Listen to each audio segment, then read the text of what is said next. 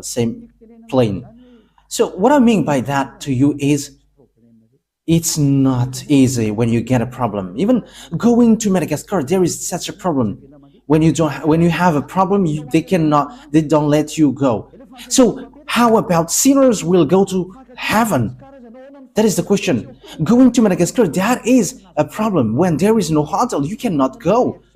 Yes, the reaction from Turkey was normal because these people were like clandestine people. But we know that they are not clandestine because they are really going to work. Yeah, these people have thanked us so much, like, thank you so much because you have done so much, so good things. Yeah, good things like that is not to be showed off, but as once the problem is solved, that is already good because no one took care of them. So how about going to the heaven of heavens, you sinners? That is what I mean here. Because even just flying on the air, in the airplane, there is such problem. So what about going to the heaven of heavens? Will sinners enter in there? The answer is no. Elia is telling to you, you are not going to go there. You are just wasting your time. You are not going to enter there. You are not going to enter there. I am telling you the truth. There is no sinners who can enter in the heaven of heavens. That is it. Wrongdoers, sinners, they will never inherit the kingdom of God. Do not be deceived. Yes, that is the words. Do not be deceived. Do not be deceived by the church leaders. Do not be deceived by those who pretend to know the Holy Scripture of God. But that is the words of God. Sinners will go to hell. Neither the sexually immoral, nor idolaters, nor adulterers, nor men who have sex with men, nor thieves, nor greedy, nor drinker, nor slanderers, nor swindlers will inherit the kingdom of God. You will never enter there. Don't expect to go there. I am telling you, the Holy Scripture tells you, don't expect to go there. Sinners cannot enter there.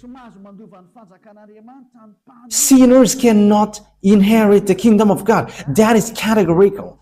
That word is so strict. So if you expect to go there according to your church leaders, you and your church leaders will go to hell because sinners will never enter in the kingdom of God. That's why Jesus has thrown you to hell, you, his believers, because he cannot go there. You cannot go there. He is the chief who throws you to hell. It's been 2,000 years that you are not washed away from your sin, and now he has made you sin again. Now you say that you don't sin anymore. Look how Jesus has done to you. You still hate me. However, what I gave you is a true word. You may say, the people say that, don't you sin anymore? There is no sin. There is no stain of sins. I don't know how to do bad things. There is no stain of bad things. Yeah, people do something bad against me, but we never do something bad to people. That is just an example that I have given to you what happens in Istanbul. Helping people. However, all the people who were supposed to pray, they were just looking at these people, but they don't help. However, they know how to speak French and English.